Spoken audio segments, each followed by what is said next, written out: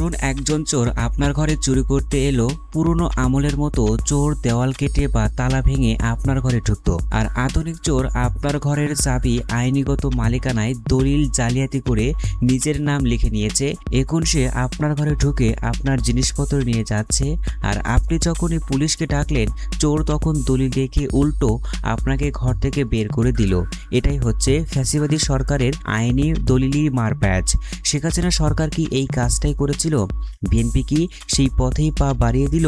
ফ্যাসিবাদ কখন কিভাবে তৈরি হয়, পুরো বিষয়টা জানতে ভিডিওটি কন্টিনিউ করুন। চোখে স্বপ্ন মনে আসা দীর্ঘ সময়ের ক্ষোভ থেকেই আসে 2024 সালের 5ই আগস্ট। ছাত্র জনতার আন্দোলন রূপ পায় গণ অভ্যুত্থানে। আন্দোলনের সফলতা পেলেও 17 বছর ফ্যাসিবাদী শাসন হয়ে ওঠা শক্তিশালী রাজনৈতিক ও অর্থনৈতিক অবস্থার সাথে ধাক্কা খায়। প্রশ্ন, ফ্যাসিবাদী সরকারের পতন হলেও আবার কেন ফিরে আসে? ফ্যাসিবাদের কাঠামোর পূর্ণ বহাল রাখা। ফ্যাসিস্টরা আগের মতো সরাসরি ট্যাঙ্ক বা কু করার মাধ্যমে ক্ষমতা দখল করে না। আধুনিক বিশ্বে চতুর শাসক বা ফ্যাসিস্টরা আইনকে তাদের সবচেয়ে বড় শক্তিশালী অস্ত্র বানায়। তারা এমনভাবে আইনগুলো তৈরি করে ও প্রয়োগ করে যা উপর থেকে দেখলে মনে হয় আইনের শাসন, কিন্তু ভিতরে হয় আসল খেলা।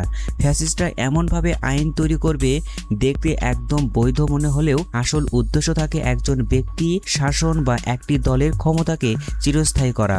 হিটলার, বেনিতো মুসোলিন আইনকে তোয়াক্কা না করলেও এখনকার ফ্যাসিস্টরা আইনকেই সূক্ষ্ম মুখোশ পরিয়ে হাতিয়ার বানায়।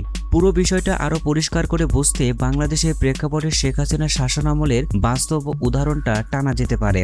ফ্যাসিবাদী ব্যবস্থার সবচেয়ে বড় ঢাল হলো আদালত। এই টার্মটাই খেলেছিল শেখ হাসিনা 2011 সালে। সংবিধানে 15 সংশোধনীর মাধ্যমে তত্ত্বাবধায়ক সরকার ব্যবস্থা বাতিল করা হয়।